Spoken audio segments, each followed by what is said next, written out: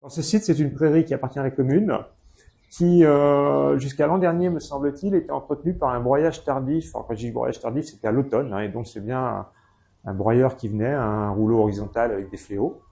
Et puis depuis un an, et ça va être la deuxième année, là, fin juin, on a confié la gestion à un agriculteur qui vient récolter le foin. Et donc ça présente l'avantage d'avoir une exportation de la matière et donc un appauvrissement du sol et potentiellement donc un enrichissement en diversité floristique.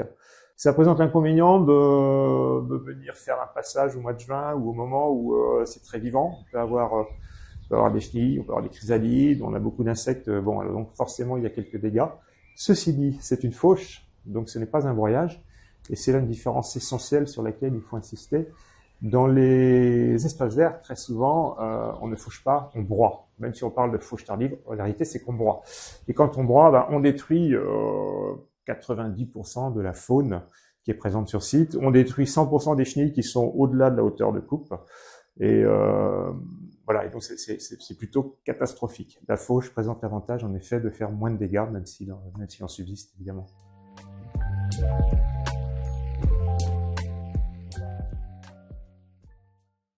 Chaque période d'intervention présente en fait des avantages et inconvénients. Comme je l'expliquais tout à l'heure, une intervention au mois de mai présente l'inconvénient de détruire une partie de la faune qui est en place. Par contre, elle présente l'avantage d'avoir un regain, une repousse et une deuxième période de floraison qui sera disponible pour les insectes. Une fauche qui serait faite au mois de septembre, octobre, eh bien, elle permet, ou même dès le 15 juillet d'ailleurs, elle permet notamment la flore de faire son cycle complet, donc toutes les graines retombent au sol. La plupart des insectes ont également déjà compris un premier cycle, donc on minimise les dégâts. Ceci dit, on en fait quand même toujours parce que juillet, août, septembre, on a encore beaucoup de vie avec des sauterelles, avec des menthes religieuses, des grillons, etc. Et inévitablement, on fait encore des dégâts. De toute façon, il n'y a pas de solution technique sans dégâts.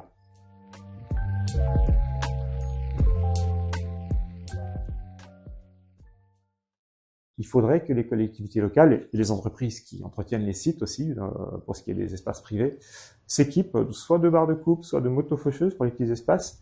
Voilà, on fait un système qui fait vraiment une coupe et pas un broyage. Parce que là, on préserve la faune. Et ça, c'est un changement d'utilisation de matériel qui présente, alors qui est pas très cher, une motofaucheuse, c'est pas cher.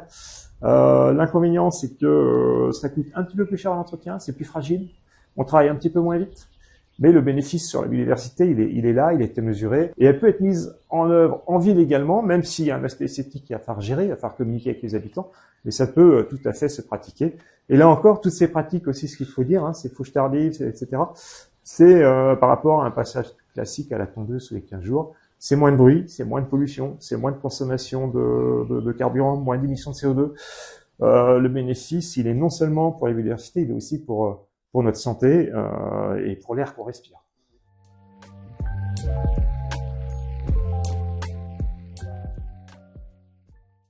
Globalement, il a été montré qu'avec une gestion différenciée correctement mise en œuvre, on gagne énormément de temps, jusqu'à plus de 50% du temps d'agent technique qui est économisé, du fait que, au lieu de passer à tondeuse tous les 15 jours, vous passez qu'une fois ou deux fois dans l'année. Nécessairement, vous gagnez du temps. Par contre, le temps d'opération en elle-même, oui, peut être un peu plus long, parce qu'il y a plus de matière à couper, parce que si on veut exporter ou embainer, c'est du travail supplémentaire.